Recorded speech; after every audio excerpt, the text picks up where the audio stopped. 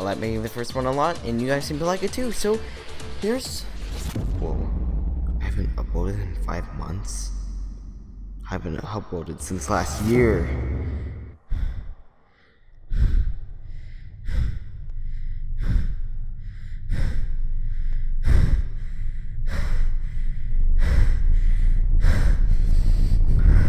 So here's Oddities and Details again, with a few special appearances.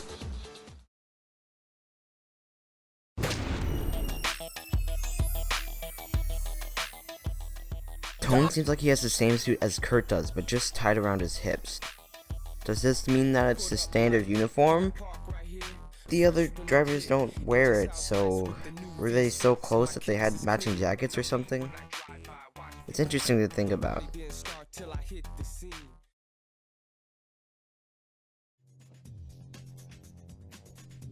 There's a pretty odd inconsistency when it comes to the Nitrox 2 capacity. What I mean is, Taro used the Nitrox 2 3 times in the water round, twice if we aren't counting for Nitrox 3.5. This means that he had a lot of fuel in the round. What's so strange about this? Alright, put it this way, if you recall Monkey in the Neon Pipeline round, he only used it once, and he was already out of fuel. Only once. It wasn't even that big of a boost either. It's possible he didn't put it on in his car before the round, but don't you find it odd in any way? While we're on the topic on Nitrox 2, did you know Scirocco is the only driver who hasn't used a Nitrox 2? He was close to doing so at the Cliffside round, but was stopped by Kurt. Kadeem also didn't use it, but I'm not really going to count him since he wasn't exactly part of the whole team at the time. He was just kind of working with Tesla and all that.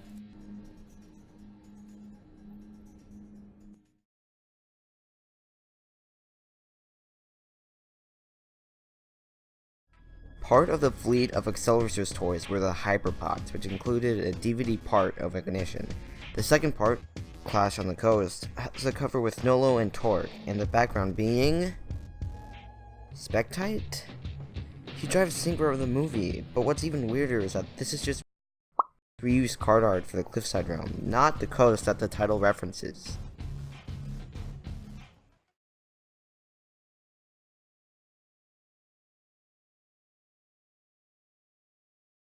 What's up guys, it's me, Noloaf. For some reason, Ignition always felt a bit disconnected from later episodes of Acceleracers. Tonally, it seems a bit darker than the rest of the series. But what I want to cover today has to do with the racing realms in Ignition. Ignition is the only episode of Acceleracers in which the racing realms go dormant once they've been completed.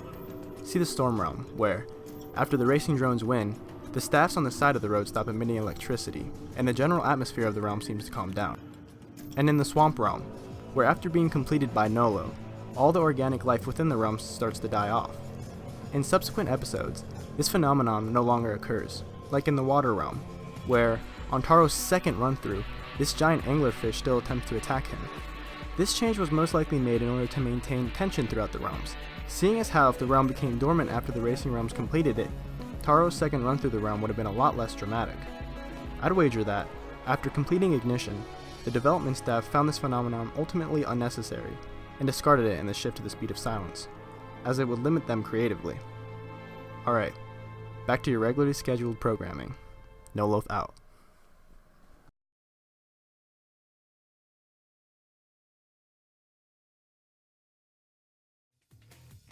When it comes to toy line tie-in television series, Acceleracers is probably the most detached from what it's trying to advertise. Not once do they mention a Hot Wheels or Mattel in name. They even recognize it, since in the Toonami airings, they flat out removed the Hot Wheels logo from the title sequence. That goes to show how standalone Acceleracers is as a cartoon. Not to say that tie-in shows can't be good and Acceleracers is a rarity. I mean, take a look at Lego Ninjago in its later seasons, or some of the Transformers series. It's just that most of them seem kind of cliche and shallow in comparison.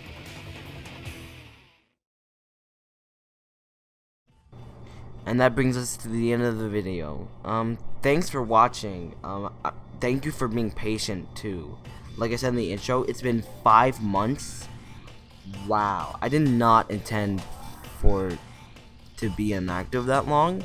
I've been caught up with doing a podcast on my SoundCloud, if you want to check that out. So, if you're missing RandomWizKid content, you know where to look. I also want to say a big special thanks to Noloaf and Dr. RL123 for appearing in the video and their detailed contributions. They were really interesting. I really appreciate it. It made the video miles better than if it was just me. So go check out their channels. Everything's gonna be in the description, so don't worry about it. Thanks for watching. Whenever the next video may be, and whatever the next video may be. See ya.